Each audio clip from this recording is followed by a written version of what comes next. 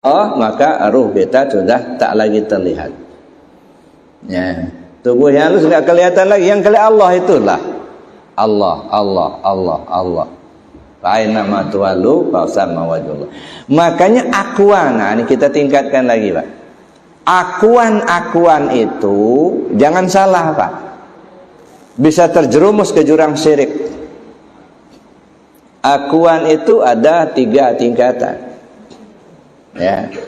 Ketika akuan kita itu diarahkan kepada jasmani kita, syirik, Pak. Ya, berarti kita nyembah patung gitu. Sengaja aku sholat maghrib 3 rakaat menghadap kiblat tunai kena Allah Ta'ala. Nah, akunya arahnya kemana nih? Kalau akunya diarahkan kepada jasad, berarti kita nyembah patung, Pak. Bukan menyembah Allah, bukan. Kita bikin diri kita jadi patung. Masya Allah. Nah, makanya ketika kita bicara tentang sholat, nanti satu waktu kita bicara tentang sholat, ya. Mana sebenarnya yang sholat? Ada istilahnya sholat sebelum sholat, sholat di dalam sholat, sholat sesudah sholat. Apa yang dimaksud ini kita kaji nanti lebih jauh. Tapi gambaran, ya, ketika kita mengaku, akunya ke arah mana? Yang kata kita menyembah Allah. Apa yang kita persembahkan sama Allah? Apa isi sesembahan? Nah, ini sudah kita bahas beberapa waktu yang lalu. Nah, ketika akunya itu diarahkan kepada jasad kita, jasad inilah yang tahu, jasad ini yang kuasa, jasad ini yang kehendak. Nah, di situ kita sudah nyembah patung. Ya. Yang sholat itu aku ini, jasad. Sedangkan jasad ini tidak bisa berbuat apa-apa. Nah, sekarang jasad ini diaku dia punya kuasa. Itu satu. Ya. Kalau akuan itu diarahkan kepada ruh kita, ruh kita inilah rupanya yang melihat, Pak, bukan jasad ini. Ruh kita inilah rupanya yang mendengar, ruh kita ini yang berkuasa. Kalau diarahkan kepada ruh kita, berarti kita nyembah nafsu. Belum menyembah Allah, belum. Masih mengikuti nafsu. Belum mengikuti Allah. Tapi ketika akuan itu diarahkan kepada Allah, nah barulah kita disebut menyembah Allah. Jadi bukan lagi menyembah jasad, bukan menyembah nafsu, tapi menyembah Allah. Makanya semua perbuatan kita mesti lillahi ta'ala, karena Allah. Tapi apa yang dimaksud karena Allah ini? Kalau di tingkat syariat, ya, disebut karena Allah karena diperintahkan Allah. Kita sholat karena Allah, karena perintah Allah. Jadi kalau nggak diperintah nggak sholat gitu. Ya. Ya, makanya ya nggak apa-apa di tingkat syariat seperti itu. Ya, karena Allah, karena diperintah Allah. Tapi coba pahami secara hakikat apa yang dimaksud dengan karena Allah.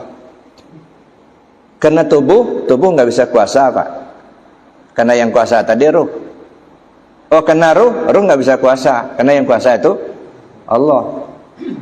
Nah, ketika diarahkan karena Allahnya itu, nah barulah kita menyembah Allah.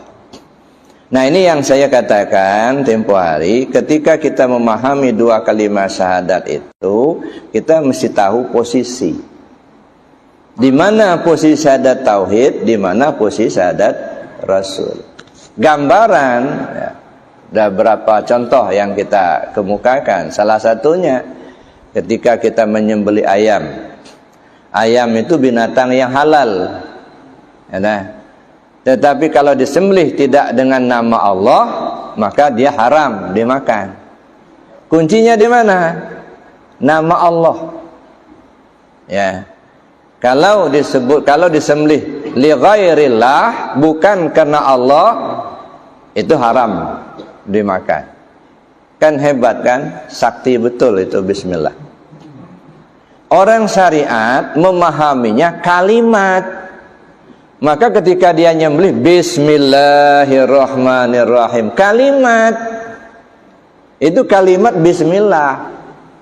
Tapi memang benar, sebenarnya dalam syariat itu kan ucapan dan perbuatan. Ya, nggak terdengar adanya Bismillah kalau nggak diucapkan. Maka nggak salah orang syariat memahaminya dengan mengucap kalimat Bismillahirrahmanirrahim. Tapi masuk ke hakikat enggak. Ada. Bukan persoalan kalimat, Pak. Dengan nama Allah. Ya. Apa urusan kita sama ayam? Ngejadikannya enggak, ngehidupkannya enggak. Kok kita yang ngebunuh gitu? Kan dipotong kan dibunuh. Kita ngejadikan ayam enggak. Ngasih nyawa juga enggak. Apa urusan? Kok kita yang ngebunuhnya? Makanya haram. Tapi dengan Bismillah, dengan nama Allah, bukan nama Pak Rahman loh. Ya, bukan nama kita, bukan. Hilang nama kita, yang ada nama Allah. Nah, kesadaran kita masuk ke dalam itu yang karena Allah. Bukan karena perintah, bukan. Tapi kesadaran kita, ya, nggak bisa bergerak kalau nggak digerakkan Allah. Nggak bisa melihat kalau nggak diberi basar oleh Allah. Jadi melihat kita dengan basar Allah, mendengar kita dengan sama Allah, kuasa kita dengan kodrat Allah, kehendak kita dengan iradat Allah. Nah, kalau begitu Allah itulah. Allah lah yang hidup, Allah yang tahu, Allah yang kuasa, Allah yang berkehendak, Allah yang melihat, Allah yang mendengar, Allah yang berkalam. Tapi ini saya ingin tegaskan, ini hakikat. Jangan salah paham. Kalau hakikat itu apa? Keyakinan hati, bukan ucapan.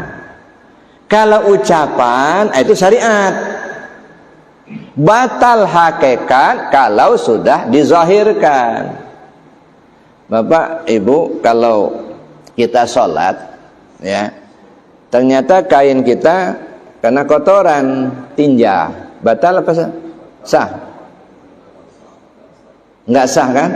Sholat kita batal. Umpamanya kita sholat, ada kotoran sebujung kuku aja nempel di kain kita. Batal sholat kan? Nggak sah sholat. Kenapa tidak sah? Karena najis.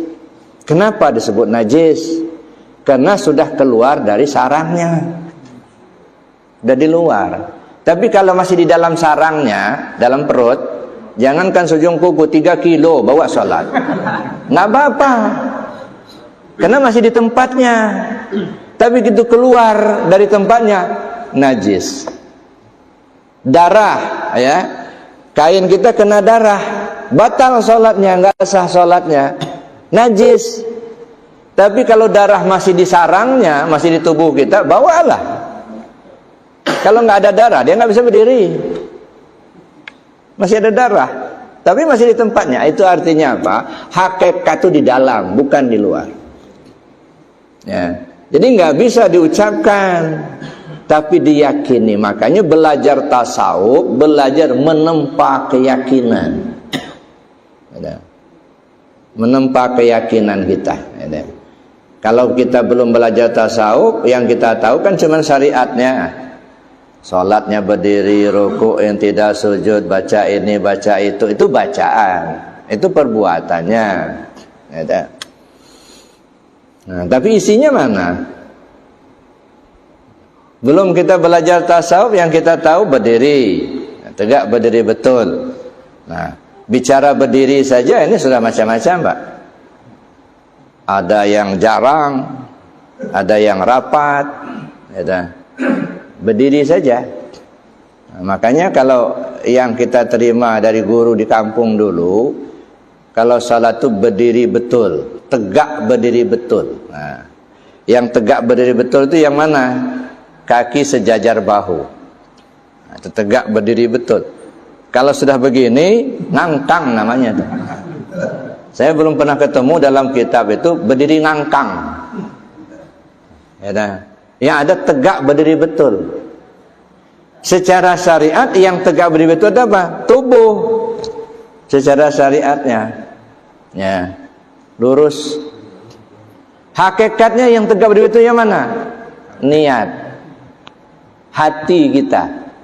Dari awal sampai akhir gak boleh berubah. Itu namanya tegak berdiri betul. Ada Allahu Akbar. Dari awal Allahu Akbar sampai akhirnya begitu. Niat. Apa niat? Isi hati. Apa yang isi hati kita ini? Terisi apa? Hati itu kan kosong, Pak. Lalu isinya apa? Apa kita isi mobil, isi kebun, isi jabatan, isi duit, gitu ya. Ya kan? Isi aku. Nah, apa isinya? Nah, hati yang kosong tadi diisi. Apa isinya? Lillah, karena Allah. Itu isinya. Ya, nah. Oleh karena itu Bapak Ibu yang saya hormati, ketika kita bicara tentang keakuan tadi, itu diarahkan kepada Allah. Maka disebutlah lillah, karena Allah. Salat karena Allah, puasa karena Allah, zakat karena Allah, haji karena Allah. Itu ibadah mahdhah. Nah, sekarang kita kembangkan kepada ibadah ghairu mahdhah, semuanya karena Allah. Ya dah. Misalnya kita bersedekah karena Allah, kita berjalan karena Allah, kita melihat karena Allah, mendengar karena Allah. Ya dah. Sehingga tidak ada lagi perasaan kita bahwa kitalah yang hebat, kita yang kuasa, kita yang kehendak. Makanya ada istilah dan syarat, kalau kamu merasa ada, ya, aku tiada. Tapi kalau kamu tiada, akulah yang ada. Ya. Karena tertutup tadi. Jadi Bapak Ibu yang saya hormati, puasa ini arahnya menuju ke sana. Makanya disebutkan as-saumu li wa ana ajzi bi. Puasa untuk aku dan aku yang menjadi balasannya, bukan surga, bukan pahala lagi urusannya ini. Menuju Allah. Ada. Jadi puasa itu dalam rangka kita menuju Allah. Nah, di dalam Ramadan ini itu ada yang disebut Lailatul Qadar. Nah, marak sekarang ini kan orang mencari Lailatul Qadar, intikaf di masjid, tidur semalam suntuk, nanti bangun-bangun nanti sahur, mana Lailatul Qadarnya nggak datang. Kita dibayang-bayangi kalau Lailatul Qadar itu datang, angin berhembus menjadi berhenti, air mengalir berhenti. Apa pernah orang menemukan begitu, Pak? Udah bertahun-tahun Bapak dan kita semua ya deh, melewati Ramadan ini, pernah nggak menemukan begitu? Nah, belum kan? Apa itu kadang itu nggak pernah datang lagi? Ini kan? Nah, ini perlu kita renungkan lebih jauh, Pak. Ya, jangan kita terjebak dengan hal-hal seperti itu. Ya dah. Jadi bukan persoalannya kalau Lailatul Qadar itu air yang mengalir berhenti, angin berhembus berhenti. Nah, sehingga ada yang akal-akalan, ya, dibikinnya agar, ya, direndamnya kakinya. Nah, kalau sudah beku, nah ini Lailatul Qadar sudah datang, ya. Enggak begitu, Pak. Lailah itu apa? Malam. Malam itu apa? Gelap. Qadar itu apa? Penentuan. Penentuan itu apa? Terang. Nah, jadi kalau Al-Qadar itu sudah datang, maka yang gelap menjadi hilang. Ya, mana Al-Qadar? Ketentuan Allah. Kalau kita sudah mendapatkan petunjuk dari Allah, itu qadar. Ya, maka gelap menjadi hilang. Tadinya enggak tahu, lalu Allah beri petunjuk, tahulah kita. Nah, qadar itu malam Al-Qadar. Jadi yang gelapnya sudah hilang, terangnya yang datang. Terangnya itu lebih terang dari 1000 bulan. Ma'rifat, Pak. Mengenal Allah. Kalau sudah mengenal Allah, lebih terang daripada ilmu yang lain, Pak. Nah, mengenal Allah, sudah tahu kita dengan Allah. maka ilmu yang lain itu tidak lebih terang dari ilmu ma'rifatnya kepada Allah. Itu Lailatul Qadar, itu artinya gelap ya. Lailah itu gelap. Salah satu contoh ya, contohnya Sayyidina Umar radhiyallahu anhu, awal mulanya dia benci betul dengan Rasul, Pak.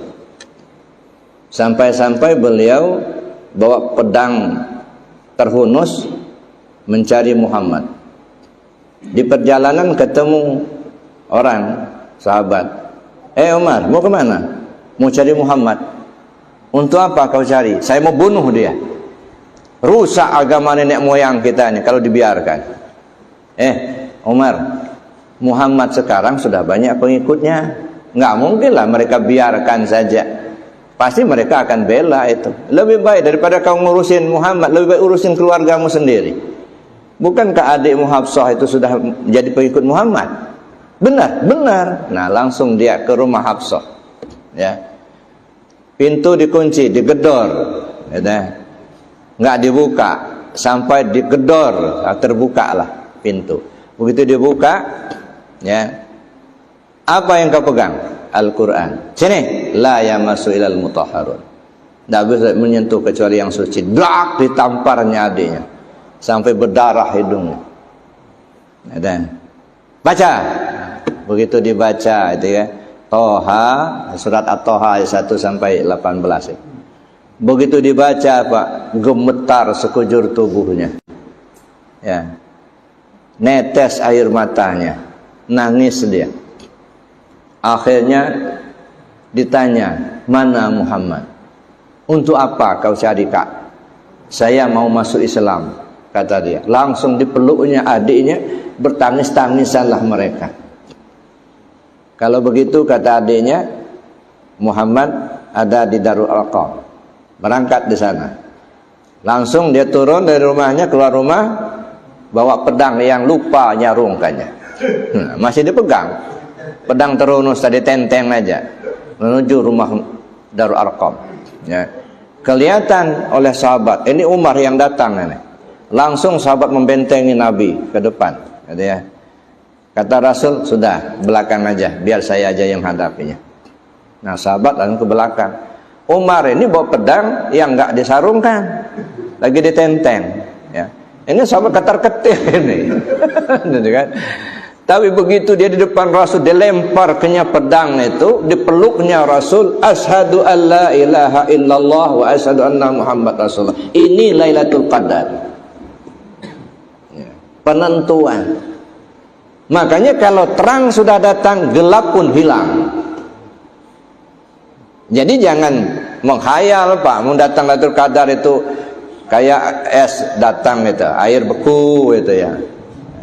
Jangan dibohongin seperti itu. Maka Lailatul Qadar itu bisa saja terjadi pada malam yang ganjil bulan Ramadan yang terakhir, bisa saja terjadi di malam kedua 10 yang kedua, bisa saja 10 yang pertama, bisa saja di luar Ramadan. Ya, dah. Tapi Rasul mengatakan taharru lailatul qadri, bersungguh-sungguhlah kamu mencari Lailatul Qadar itu di malam yang ganjil 10 terakhir. Secara ibadah gimana? 10 terakhir ya 21, 23, 25, 27, 29. Tapi jangan pula dipahami Lailatul Qadar cuma datangnya pada malam ganjil itu aja. Nanti yang malam genap sepi pula masjid kita. Kenapa nggak ke masjid? Nunggu Lailatul Qadar aja. Malam ganjil aja. Nggak bisa, Pak. Di malam terakhir, di malam ganjil 10 terakhir. Ya. Nah, kalau kita kaji lagi secara hakikatnya, yang ganjil itu siapa? Allah, Allahu Ahad. Allah yang esa.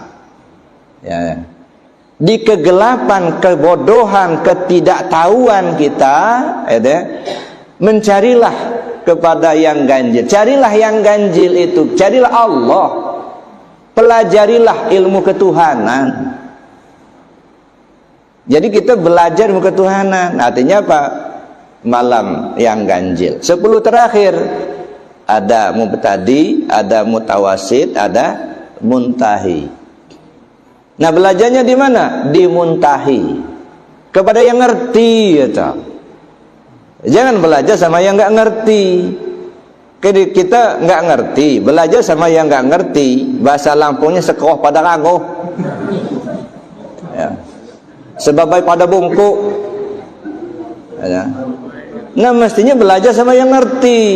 Jangan terpaku dan aksesoris, Pak. Oh dia profesor, dia sekian lama di Mekah, dia sekian fasih bahasa Arabnya. Itu bahasa Arab, gitu ya. Nggak jadi jaminan orang ma'rifat kepada Allah dengan fasih bahasa Arab, Pak. Kalau urusan bahasa Arabnya fasih, terus terang, saya waktu ke Mekah tempoh hari ngelihat anak 5 tahun fasih betul Pak bahasa Arabnya. Memang orang sana. Kalau urusan fasih bahasa Arab begitu. Nggak jaminan. Oh karena dia profesor, belum tentu Pak di bidang apa dulu gitu. Maka kalau sudah ilmu ketuhanan begini, jangan melihat aksesoris. Ataukah dia doktor, profesor, nggak ada itu. Kenapa? Karena itu hanya aksesoris akademis. Ini ilmu ketuhanan loh. Saya banyak ketemu orang, maaf, mohon ampun pada Allah, SD aja nggak tamat. Tapi urusan ilmu ketuhanan lebih tinggi ilmunya dari seorang profesor, Pak. Nah, jadi mungkin banyak kita ketemu seperti itu. Dan di Lampung ini insya Allah ada, Pak. Tapi orang-orang seperti itu biasanya sembunyi di alam terang. Mereka nggak kepingin itu terkenal. Sembunyi di alam terang. Orang sembunyi kan di tempat yang gelap. Ini nggak di tempat yang terang sembunyinya. Dia nggak pernah terlihat pakai jubah, pakai surban, enggak. Biasa-biasa saja. Kalau petani dia masih pakai petani, pak tani, pakai cangkol, pakai golok. Ya, kalau di kampung kadang-kadang bahasanya diikatkan kepalanya. Enggak pernah terlihat pakai jubah, pakai jenggot, enggak. Jadi jangan terpukau dengan aksesoris. Kita lihat apakah kita bisa lebih dekat kepada Allah ketika berjumpa dia atau tidak. Patokannya itu, Pak. Makanya kata orang itu, salah satu ciri wali Allah itu apa? Ketika kita melihat dia ingat Allah gitu. Kenapa? Karena selalu yang dibicarakannya Allah gitu. Dia nggak pernah bicara bagaimana bisnis yang lancar, enggak gitu. Asal dia bicara pasti dia menuju ke Allah. Makanya orang asal melihat dia ingat Allah gitu. Bukan dia Allah, bukan, tapi karena dia selalu mengajarkan untuk kembali ke Allah. Al-Quran bahasa Arab, sholat kita pakai bahasa Arab. Jangan pernah kita merasa lebih mulia dari orang lain, Pak. Sangat boleh jadi di sana lebih mulia dari kita, boleh jadi juga kita lebih mulia dari kita daripada mereka, kan gitu. Jadi saling harga menghargai urusan budaya. Tapi dalam urusan agama kaitkan dengan Rasul. Jangan jangan berhenti di Arabnya. Misalnya tadi saya katakan Rasul itu pakai jubah. Oh jangan pakai jubah, itu pakaian Arab. Bukan urusan Arab, ini pakaian Rasul, sunnah. Oh maka malah jenggot, itu jenggot itu pakaian orang Arab. Bukan urusan Arab, ini Rasul juga pakai jenggot, sunnah. Nah bahkan Bapak Ibu ya, ketika Rasul baru beberapa waktu pulang ke rahmatullah, ada seorang sahabat datang ke Siti Aisyah, ya Ummul Mukminin, saya ingin tanya, kalau ke pasar itu Rasulnya berangkatnya bagaimana caranya, berhentinya di mana? Nah, ceritalah Siti Aisyah kalau Rasul itu berhentinya di sini, berhenti di sini. Nah, diikuti sama beliau, sahabat tadi. Pokoknya ke pasar berhenti di situ. Nah, kenapa? Karena Rasul itu pernah berhenti di situ, gitu. Laju lagi berhenti di sana, berhenti juga di situ. Itu saking cintanya ke Rasul, gitu. La yu'minu ahadukum hatta an yakuna Allah wa rasulahu ahabba mimma siwahuma. Belum sempurna iman salah seorang kamu sebelum kau mencintai Allah dan Rasul melebihi dari segalanya. Itu cinta Rasul, Pak. Jadi kita ini kan kacaunya apa? Karena diarahkan ke Arab, bukan ke Rasul, gitu. Maka akhirnya kan anti Arab, gitu ya. Nah, saya kira demikian, Pak. Ya, kita arahkan ke Rasul lah. Ya udah. Ikuti sunnah Rasul. Ngaji Rasul di Rasul.